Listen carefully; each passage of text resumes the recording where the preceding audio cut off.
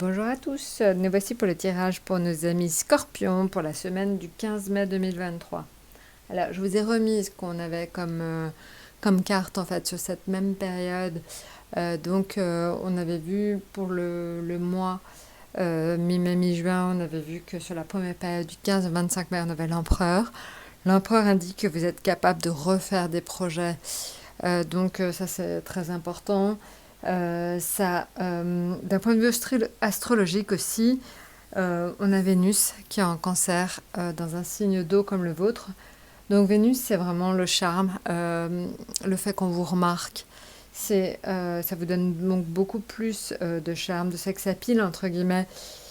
Ça va aussi vous donner plus de délicatesse. Vous êtes aussi plus affectueux vis-à-vis de votre entourage. Donc ça va vraiment être sur cette période, hein. Et Mars donc est en cancer jusqu'au samedi 20 mai. Et Mars, en fait, c'est l'action, c'est vraiment le fait de retrousser ses manches, d'y aller, de partir au front. Et ça, vous aurez vraiment cette notion, en fait, d'envie d'action jusqu'au 20 mai. Donc profitez-en. Voilà, maintenant si on regarde d'un point de vue tarot pur et dur, on va regarder et on se rend compte que voilà.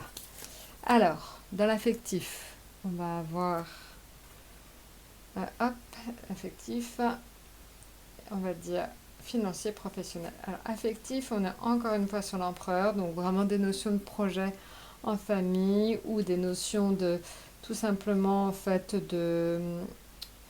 Il va y avoir éventuellement pour certains des projets à faire en famille, ça pourrait être des projets d'acquisition de choses, ça pourrait être des projets ou de contrats en famille.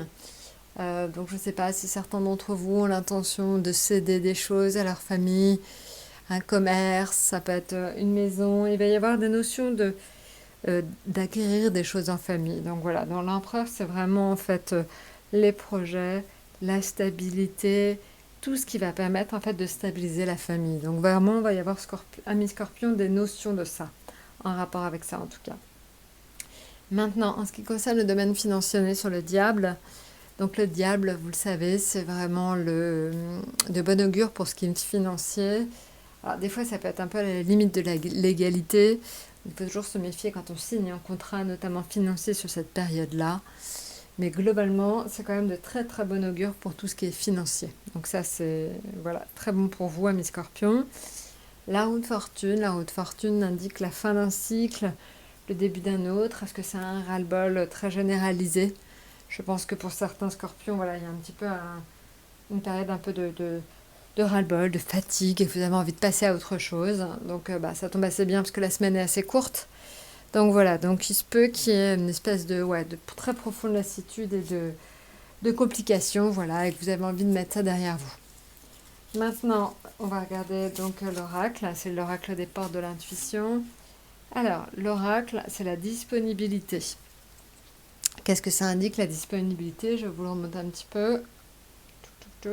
Alors, la disponibilité, cela indique qu'il faut se rendre prêt au changement parce qu'un virage s'amorce. Donc je pense que pour certains d'entre vous, il va y avoir des surprises. Alors plutôt positives, on l'a vu, hein, la roue de fortune, je pense que c'est justement l'indication d'une surprise. Je pense que c'est dans le domaine professionnel que vous allez avoir des surprises. Il y a une accélération assez forte des conditions de travail, éventuellement au niveau professionnel. Il va se passer quelque chose certainement pour vous, amis Scorpions, cette semaine.